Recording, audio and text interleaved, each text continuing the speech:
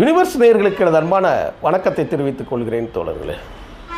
மீண்டும் ஆட்களை இழுத்து வந்து மறுமலர்ச்சி திமுகவுக்கு எதிராக பேச வைத்து அழகு பார்க்கிறது டைம்ஸ் ஆஃப் இந்தியா, அப்புறம் சில செய்தி சேனல்கள் பேரை சொல்கிறேன். அந்த டைம்ஸ் ஆஃப் இந்தியாவின் இணைய ஊடகம் மல்லை சத்யா அவர்களிடம் ஒரு பேட்டி எடுக்கிறது. அவரும் ரொம்ப பவ்யமாக வந்து உட்காந்து பேட்டி கொடுக்குறார். அப்போ கேட்கக்கூடிய முதல் கேள்வி, உங்கள் தலைவர் வைகோ அவர்கள் மருத்துவமனையில் இருந்தாரே, நீங்கள் போய் பார்க்கவில்லையா? அதுக்கு மல்லை சத்யா அவர்கள் சொல்லக்கூடிய பதில், அவர் உண்மையிலேயே உடல்நிலை சரியாக இல்லாமல் இருந்திருந்தால் அவர்கள் குணமடைய வேண்டும் என்று வேண்டுகிறேன். உண்மையிலேயே உடல்நிலை சரியில்லாமல் இருந்திருந்தால் அது என்ன உண்மையிலேயே? சரி, அதுக்கு நான் பேசுகிறேன். நான் அப்புறம் நாங்கள் ஏற்கனவே முத்தமிழ் அறிஞர் டாக்டர் கலைஞர் அவர்கள் காவேரி மருத்துவமனையில் உடல்நிலை சரியில்லாமல் இருக்கிற பொழுது தலைவர் சொன்னார்னு நான் சொல்கிறேன், தலைவர் சொன்னார், அவர் சொன்னார்னு சொல்லிட்டு நாங்களும் கூட போய் செருப்படி வாங்கினோம், கல்லடி வாங்கினோம், அதில் நானும் ஒருத்தன் அப்படின்னு சொல்லி சொல்கிறாப்புல. உங்களுக்கு ஒரு செய்தி சொல்லட்டுமா? அதே நீ யார் முத்தமிழ் அறிஞர் என்று நீ பேசுகிறாயோ, அந்த முத்தமிழ் அறிஞர் என்கின்ற பட்டத்தை கொடுத்தவரே என் தலைவர் வைகோ அவர்கள். இதை எவரும் மறுக்க முடியாது. டாக்டர் கலைஞர் அவர்கள் ரயில் பயணத்திற்கு செல்லுகிற பொழுது அமைச்சராக இருந்த ஒரு நபர் உளியினை தூக்கி எறிந்தபோது தன் உயிரை கொடுத்து காப்பாற்றி இரவு முழுவதும் வாசலில் இருந்து தூங்க வைத்து காத்து நின்ற தொண்டன் தான் இன்னைக்கு எங்களுடைய தலைவர் வைகோ அவர்கள். நீ என்னடா செஞ்சிருக்க? நீ செருப்பால் எறிஞ்சாங்க, கல்லாறு எறிஞ்சாங்க, நானும் வாங்கினேன். நீ காத்து நின்றாயா? நீ சொல்லுவதற்கு அந்த தகுதி இருக்குதா? ஒரு தலைவரை உன் பக்கத்தில் இந்த மாதிரி சம்பவம் நடந்திருக்குன்னு சொல்லி நீ பேசுவதற்கு ஒரு தகுதி இருக்குதா? கலிங்கப்பட்டி மதுக்கடை பிரச்சனையில் மதியழகனாக நானும் பங்கு பெற்றிருந்தேன். இன்றும் நீங்கள் தலைவர் வைகோ அமர்ந்திருக்கக்கூடிய அந்த படம், கலிங்கப்பட்டி மதுவிலக்கு இருக்கக்கூடிய அந்த படத்தை நீங்கள் பார்த்தீங்கன்னா, தலைமை சொத்து பாதுகாப்பு குழு உறுப்பினர் அண்ணன் விநாயகமூர்த்தி அவர்களோடு நானும் இன்றைக்கும் இருப்பேன். நாங்கள் ரெண்டு பேரும் தான் சிவகாசி ஒரு கூட்டத்துக்கு போய்கிட்டு இருக்கும்போது தலைவர் பேசி நாங்கள் போகிறோம். குண்டு வீசப்பட்டது, துப்பாக்கி குண்டு வானத்தை நோக்கி சுடப்பட்டது, 500,000 போலீஸ் குவிக்கப்பட்டது. ஆனால் அந்த கடைசி நிமிடம் வரை இன்னைக்கு இருக்கக்கூடிய வரலாற்று சுவடுகள் புத்தகத்தை எடுத்து பார்த்தாலும் தலைவருக்கு பின்னால் பக்கத்தில் அமர்ந்திருப்பவன் நானும் இருப்பேன், மதியழகனும் இருப்பேன். உயிரை பணைய வச்சு தான் நாங்கள் இருந்தோம். பக்கத்தில் விநாயகமூர்த்தி நிற்பார், இங்கிட்ட திருமாவளவன் இருப்பார், அவர் பக்கத்தில் பெண்கள் இருக்கோம். நாங்கள் அப்படியே ஜஸ்ட்டு பின்னாடி இருப்போம். ஏன்னா என் தலைவன் களத்தில் நிற்கிறார், என் தலைவர் வைகோ களத்தில் நிற்கிறார். ஆனால் நீங்கள் வெக்கம் இல்லாமல் நீங்கள் என்ன சொல்கிறீங்க? செருப்படி வாங்கினோம், கல்லடி வாங்கினோம். எப்படி நீ வாங்க விட்டாய்? கேள்வி. சந்தேகத்திற்கு உரியவர்கள் என்று நாங்கள் சந்தேகப்படுவது இருக்கிறது. யூதாஸா கேட்குற கேள்வி. தனி கட்சி தலைவர் ஆகிவிட்டாங்க நீங்கள் பேசிட்டீங்கன்னா, ஒரு தலைவரை காத்து நிற்கிறதுக்கு உலகத்தில் அரசியல் கட்சி தலைவர்கள் ஒருவருக்காக தொண்டன் தீக்குளிக்கக்கூடிய செய்தி ஒருத்தர் உண்டு என்றால், ஒரு கட்சி உண்டு என்று சொன்னால், அது என் தலைவர் வைகோ அவர்களுக்காக மட்டும்தான் இருக்குது. அதை அறியாத ஆள் நீங்கள் கிடையாது. சொல்லலாமா அப்படியே? அடுத்து என்ன சொல்கிறீங்க? உண்மையிலேயே மருத்துவமனையில் இருந்திருந்தால், நீதிக்கட்சியின் அண்ணா அவர்கள் நீதிக்கட்சி 100ஆண்டு விழா துவங்கும்போது மறைமலை நகரில் அக்டோபர் 4ஆம் தேதி நடக்கிற பொழுது தலைவர் வைகோ கலந்திருக்க வேண்டும். ஆனால் அண்ணா என்ன செய்தார் என்று தெரியுமா? புருக்லின் மருத்துவமனையில், எம்ஜிஆர் சொன்ன மாதிரி அமெரிக்காவில் மருத்துவமனை புற்றுநோய்க்கு மருத்துவம் எடுத்துவிட்டு சென்னையில் மருந்து எடுத்துக்கிட்டு இருக்கும்போது, அன்னை தமிழ்நாட்டிற்கு தமிழ்நாடு என்று பெயர் வைப்பதன் மூலமாக என் உயிர் போகுமென்றால் போகட்டும் என்று கலந்து கொண்டாரே, அது மாதிரி வைகோ அவர்கள் கலந்து கொண்டிருக்க வேண்டும் அப்படின்னு மல்லை சத்யாவுன்னு நீங்கள் சொல்கிறீங்க. உங்களுக்கு ஒரு நான் சொல்லட்டுமா? இதை பார்க்கக்கூடிய கேட்கக்கூடிய தோழர்களுக்கு அதிர்ச்சியாக இருக்கும். நான் ஒரு உண்மையை சொல்கிறேன். நான் சம்பந்தப்பட்டதை சொல்லுகிறேன். எப்படி ஒளி வீசினது நீங்கள் சொல்கிறீங்களோ, நான் 3வது 4வது ஆளை நான் சொல்லலை. நாங்கள் சம்பந்தப்பட்டோம். ராஜபாளையத்திலிருந்து கலிங்கப்பட்டிக்கு ஓடி போய் கல்லடியும் நெல்லடியும் நாங்கள் வாங்கினோம். அது எங்களுக்கான பெருமை. அது இந்தியாவிற்கே ஒரு ஊராட்சி மன்றம் தீர்மானம் நிறைவேற்றினால் ஒரு மதுக்கடையை ஒழிக்க முடியும் என்கின்ற தீர்ப்பினை வாங்கி கொடுத்தவர் தலைவர் வைகோ. எதுவும் லேஸில் நடந்துடாது, லேஸில் எதுவுமே போயிடாது. அது நாங்கள் எவ்வளவு பெருமையாக நாங்கள் சொல்கிறோம். ஆனால் நீங்கள் என்ன உடல் மொழியில் நீங்கள் சொல்லுகிறீர்கள் சத்யா அவர்களே, அப்போ நீங்கள் யார் அப்படிங்கிறது தான் நம்ம வந்து கேட்குறோம். நீதி கட்சி 100ஆண்டு விழா மறைமலை நகரில் இருக்கக்கூடிய அந்த இதுக்கு போயிருக்கணுமே. அழைப்பிதழ் எனக்கும் வந்தது, என் திராவிடர் கழகத்து தோழர்கள் எனக்கு கொடுத்தார், அழைத்தார், பலமுறை அழைத்தார். நான் என்ன சொன்னேன் தெரியுமா? இப்போ சொல்கிற பெரியார் திடலோடு சம்பந்தப்பட்டவன் என்கின்ற முறையிலும் திராவிடர் கழகத்து தோழர்களோடு என்னோடு நெருக்கமான உறவில் இருக்கிறார்கள் என்கின்ற தொடர்பிலையும் நான் சொல்லுகிற செய்தி 100க்கு 100 இதை யாரும் மறுக்க முடியாது. திராவிடர் கழகத்தின் தலைமை பொறுப்பில் இருக்கக்கூடிய நண்பர் ஒருவர் சொல்லுகிற பொழுது, அழைப்பு கொடுக்க கூப்பிடும் பொழுது, என் தலைவர் பெயர் ஏன் பத்திரிகையில் இடம்பெறவில்லை என்று கேட்டது நான் சொல்கிறேன். இப்போ தான் முதல்ல கூட இது கொஞ்சம் வெளியே வரும்னு நினைக்கிறேன். தலைமையில் இருக்கிறவங்க சொல்லலாம், நீ சந்தேகப்பட்டு மருத்துவமனைக்கு போய் தலைவர் வைகோ அவர்கள் இருந்தது வந்து சந்தேகத்திற்கு உரியது என்று நீ சொல்கிற. மதியலானாகிய நான் சொல்கிறேன், நான் மறுமலர்ச்சி திமுக பெயரோ தலைவர் வைகோ பெயரோ திராவிடர் கழகத்தின் 100ஆண்டு விழா அழைப்பிதழில் இடம்பெறவில்லை. சிபிஐ பேர் இருக்கு, திருமாவளவன் அவர்களுடைய பெயர் இருக்கு, நூல் வெளியிடுறாங்க. ஆவண்ணா ராஜா அவர் பேர் இருக்கு. ஜவாஹிருல்லா தான் வாழ்த்துறை, தலைவர் பேர் இல்லை. நான் சுட்டி காட்டினேன், எங்கள் கட்சியோ தலைவர் பெயரோ ஏன் இல்லை என்று நான் கேட்டபொழுது அவர் சொன்னாப்புல, அப்படியானே தகவல் நான் மேற்கொண்டு சில ரகசியத்தை பர்சனலாக பேசுகிறதுக்கு நான் விரும்பலை, கடந்து போயிடுறேன். சில பதில்கள் சொன்னார்கள். மல்லை சத்யாவுக்கு இந்த செய்தி தெரியுமா? மறுமலர்ச்சி திமுகவுக்கு அழைப்பு இல்லை என்கின்ற செய்தி தெரியுமா? தலைவர் வைகோ பெயர் அழைப்பிதழில் போடவில்லை என்கின்ற செய்தி தெரியுமா? மனம் கொதித்து நான் கேட்டேன். இந்த காணொலியை அவரும் பார்ப்பார். அடுத்த நாள் இது நடைபெற்றது செப்டம்பர் 27ஆம் தேதி தமிழ்நாட்டில் ஒரு அநீதி நடந்த பொழுது தலைவர் வைகோவுக்கு இது நடந்தது, மறுமலர்ச்சி திமுகவுக்கு நடந்தது. அப்புறம் செப்டம்பர் 30ஆம் தேதி என் தோழர் எனக்கு ஃபோன் போட்டு சொன்னார், அண்ணே விடுதலையில் செய்தி வந்து விட்டது, வாழ்த்துறையில் தலைவர் வைகோ பெயர் இடம்பெற்று விட்டுகிறது என்று சொன்னார். இது மல்லை சத்யாவுக்கு தெரியுமா? அது எங்கே, யார் வெளியிடுறா சொல்கிறேன் நான். மாநாடு திறப்பு யார்? 100ஆண்டு விழா மாநாடு திறப்பு ராஜா, ஆவண்ணா ராஜா, அவருக்கு ஒரு அடைமொழி இருக்குது, நம்ம சொல்ல விரும்பல. 147வது விடுதலை மலர் வெளியீடு சிபிஐயோட மாநில தலைவர், இந்திய கம்யூனிஸ்ட் மாநில தலைவர் வீரபாண்டியன். பெரியார் வாழ்க்கை வரலாறு 12வது தொகுதி தோழர் திருமாவளவன். வாழ்த்துறை வைகோ அப்படின்னு அதுக்கு பிறகு விடுதலையில் ஒரு பக்கத்தில் வந்தது. இது தெரியுமா சத்யாவுக்கு? இது தெரியுமா? நாங்கள் சொல்கிறோம், திராவிட இயக்கத்தின் வரலாறை ஊன்றி கவனித்து வருகிறவர்கள் நாங்கள் சொல்கிறோம். மறுமலர்ச்சி திமுகவில் திராவிட இயக்கத்தின் போர்வாள் என்று கொடுக்கப்பட்ட திராவிடர் கழகம் தலைவர் வைகோவின் பெயரையோ மறுமலர்ச்சி திமுகவின் பெயரையோ அதில் குறிப்பிடவில்லை. அதற்கு பிறகு விடுதலையில் தான் ஒரு பக்க செய்தி வந்தது.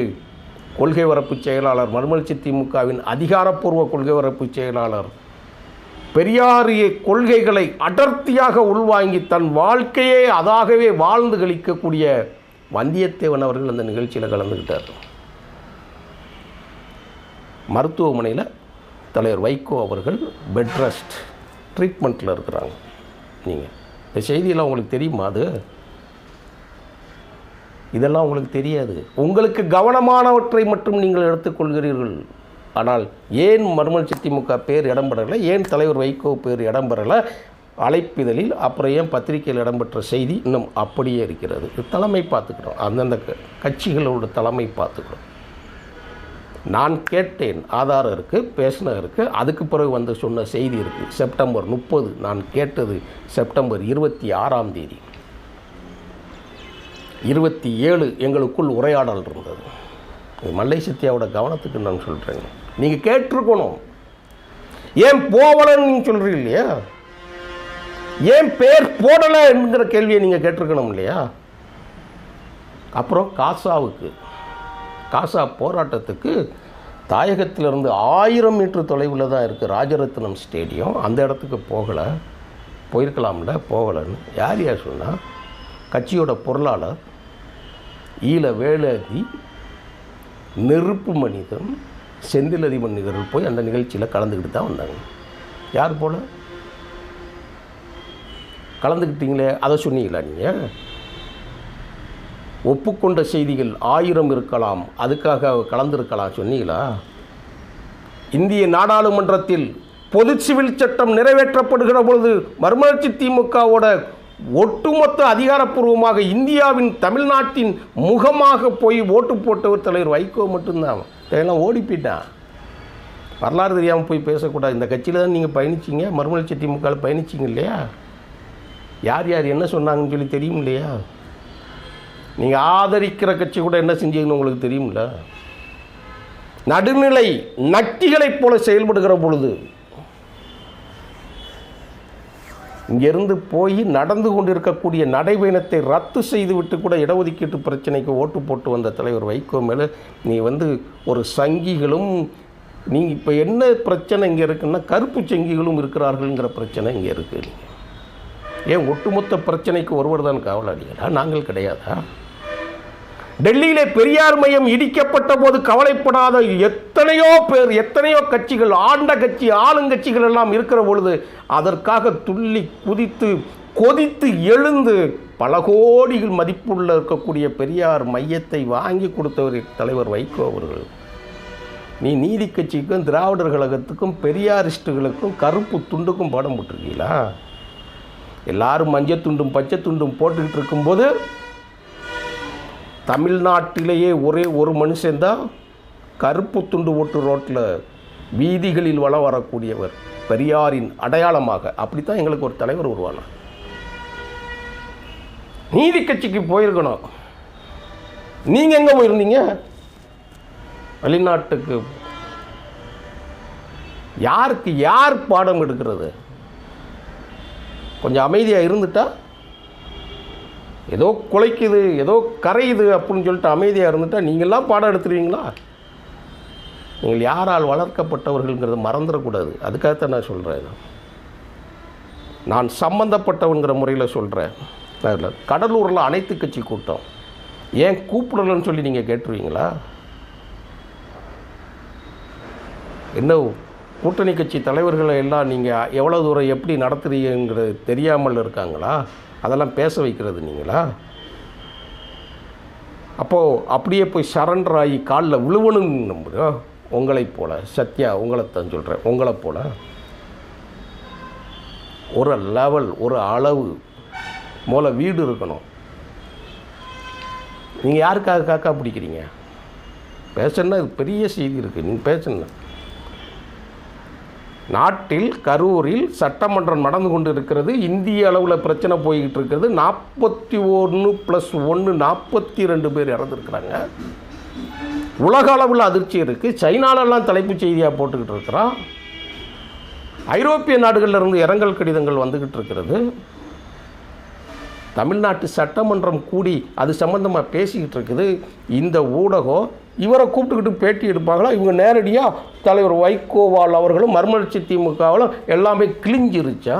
வெக்கமாக உங்களுக்கு சொல்கிறது என்ன? அரசியல் உங்களுக்கு தான், எங்களுக்கு நான் தெரியாதா? முழிக்கிற மொழியை உருட்டி திருப்பி பார்த்தாலே அரசியல் எங்கே போகணும்னு தெரிகிற ஆளுங்க தான் நாங்கள்.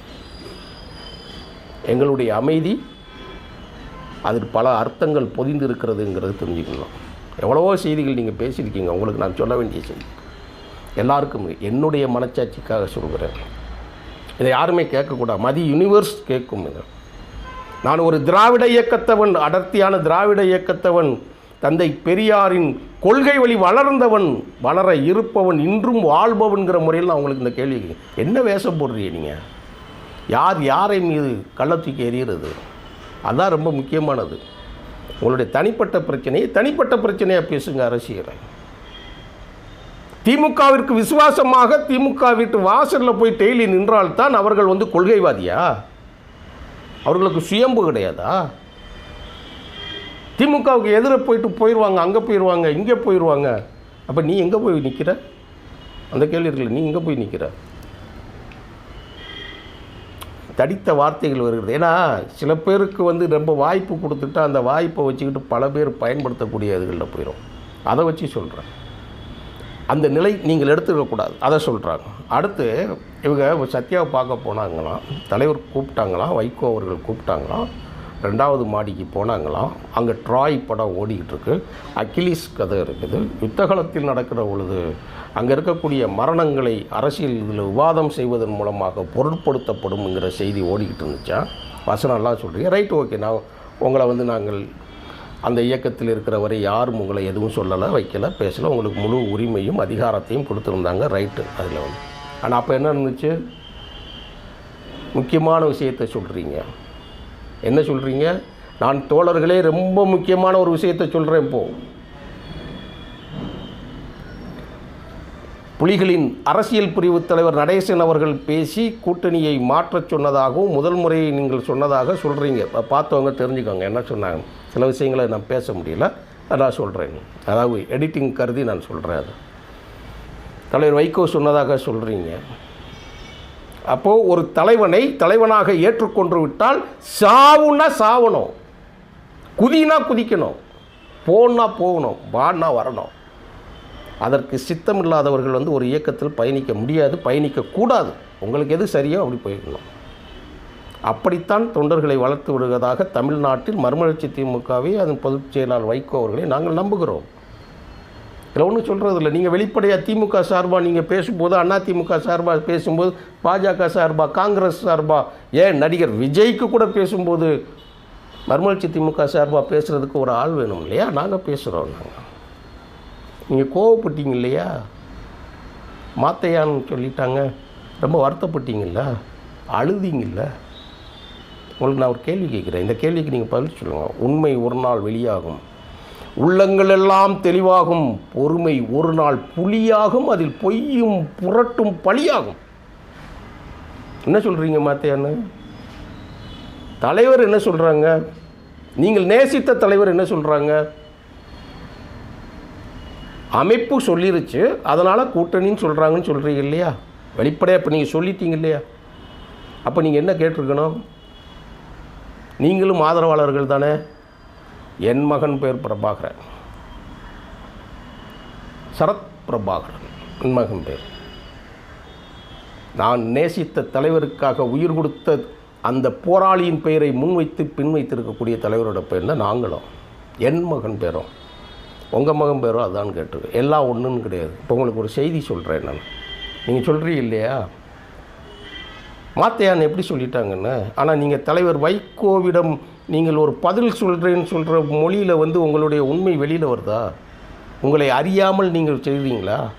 விவேக்குன்னு சொன்ன மாதிரி, அண்ணே நீங்கள் மைண்ட் வாய்ஸ்ன்னு சொல்லி ஓப்பனாக பேசிட்டீங்கன்னு சொல்கிற மாதிரி, நீங்கள் சமயத்தில் நீங்கள் ஓப்பனாக பேசிட்டீங்களா? டைம்ஸ் ஆஃப் இந்தியாவில் ஓப்பனாக பேசிட்டீங்களா?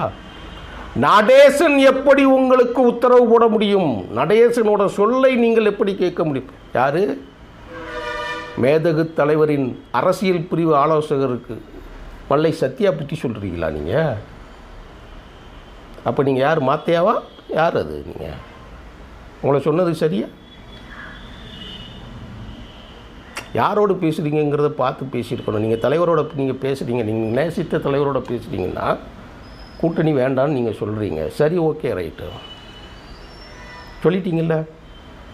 அப்போ நீங்கள் தலைவரிடம், நீங்கள் நேசித்த தலைவரிடம் மறுத்து பேசுகிறீங்கன்னு யாரை எதிர்த்து பேசுகிறீங்க? நீங்கள் புலிகளை எதிர்த்து பேசுகிறீங்க. நீங்கள் புலிகளின் அரசியல் பிரிவு தலைவருக்கு நீங்கள் சொல்லுங்கள். நீங்கள் என்ன பெரிய அவ்வளவு பெரிய அப்பாட்டக்கரா? எல்லோருக்கும் தெரியும் கூட்டணி சூழல் கருதி எடுக்கப்பட்ட கூட்டணி, அது எல்லோருக்கும் தெரியும். இதில் ஒளிவு மறைவெல்லாம் கிடையாது. வெளிப்படையாக சொல்கிறாங்க, என் வாழ்நாளில் நான் தவறான எடுத்த முடிவு என்று வைகோ அவர்கள் வெளிப்படையாக சொல்லிட்டாங்களே. அன்னைக்கே நான் சொன்னேன்னு கேட்கும்போது நீங்கள் என்ன சொன்னீங்க? அவர்கள் எப்படி நமக்கு பாடம் எடுப்பதுன்னு சொன்னீங்களே, நீங்கள் மாற்றியா தானே? அப்போது என் தலைவர் நேசித்த, நாங்கள் சொன்னோம் இல்லையா, கூப்பிட்டார், ஓடி போனோம், அடிவாங்க. இந்த படத்துக்கு பக்கத்தில் நிற்க உங்களை மாதிரி கேலி பண்ணல, நக்கல் பண்ணிக்கல. நாங்கள் சாகிறதுக்கு தயாராக இருந்தோம். தம்பி பிரசாந்த் இருந்தான் நேரம் போல் கண்ணீர் விட்டபடி மேலே இருந்தால் எல்லாருக்கும் தெரியும் காட்சிகள் இருக்குது, எது இருக்குது, அதில் ஒன்றும் பண்ண முடியாது. ஆனால் இப்போ நீங்கள் என்ன சொல்கிறீங்க? அவங்க எப்படி நமக்கு சொல்லலாம்? கேட்டீங்களா? கேட்கலையா? அழுதிங்கல்ல, என்ன மாத்தையான்னு சொல்லிட்டாங்கன்னு சொல்லி நீங்கள் அழுதிங்கல்ல தோழர் மல்லை சத்யா அவர்களே. நீங்கள் அப்போ புலிகளுக்கே ஆலோசனை சொல்லின இடத்துல நீங்கள் இருந்திருக்கீங்களா? சரி தவறு அப்படிங்கிறத அப்புறம் நீங்கள் எப்படி நம்பிக்கைக்குரியவர்களாக இருந்திருப்பீங்க? தலைமை எடுக்கக்கூடிய முடிவு. அந்த எலெக்ஷனில் 2009 தானே நீங்கள் போய் உங்கள் மாமனாருக்கு சட்டம் போட்டு பிரச்சனை பண்ணது. சரியாது கேட்போம்ல, உண்மை தான் வந்துருச்சா? அடுத்து இன்னும் சேனல்களில் நீங்கள் பேசியிருக்கீங்க இல்லையா? நீங்கள் பேசுனதுக்கு இந்த 2 செய்திகளை சொல்லுவதற்கு மட்டும், ஆட்டுக்கார அலமைகளுக்கும் இதுகளுக்கு மட்டும் சொல்கிறதுக்கே உங்களுக்கு 1000 செய்தி எனக்கு பேசுகிறதுக்கு செய்தி இருக்குது. நீங்கள் சொன்ன பேட்டிலேயே உங்களுக்கு பதில் சொல்கிறதுக்கே அவ்வளவு இருக்குது. விஜயை கூட தலைவர் விஜய் என்று பேசுகிறீர்கள். விஜய் கட்சிக்கு மறுமலர்ச்சி திமுக போயிருமோ அப்படின்னு நீங்கள் நினைக்கிறதா சொல்கிறீங்க. ஆனால் அதே இடத்துல நீங்கள் இன்னொரு இடத்துல என்ன சொல்கிறீங்க? விஜய் தலைவர் விஜய் அவர் கூட அதெல்லாம் இளைஞர்களை அவர் கட்டுப்படுத்தி நல்லபடியாக வச்சுருக்கணும் அப்படின்னு சொல்லி நீங்கள் பேசுகிறீங்க. அப்போ உங்களை ஆதரித்தால் நீங்கள் பேசினா தலைவர் விஜய்னு பேசிக்கலாம், வாழ்த்துன்னு சொன்னால் நீங்கள் எப்படி வேணாலும் பேசலாம். தமிழ்நாட்டில் ஒரு சீனியர் லீடர், மதிப்புக்குரிய லீடர், இந்தியாவிலேயே ஊழல் கரைபடியாத ஒரு தலைவர், தமிழ்நாட்டிலே ஊழல் கரைபடியாத தலைவர், 60 ஆண்டுகளுக்கு மேலாக பொது வாழ்வில் இருக்கக்கூடியவர். நீங்கள் யாரை சொல்லுங்களேன், இது வாழ்நாளில் வாழ்கிற தலைவர்கள் யாராவது ஒருத்தங்களை சொல்லுங்களேன் பார்ப்போம். நீங்கள் அப்போ ஒரு வாழ்த்து வாங்குறதும் வாழ்த்து சொல்வதும் அது கடமை.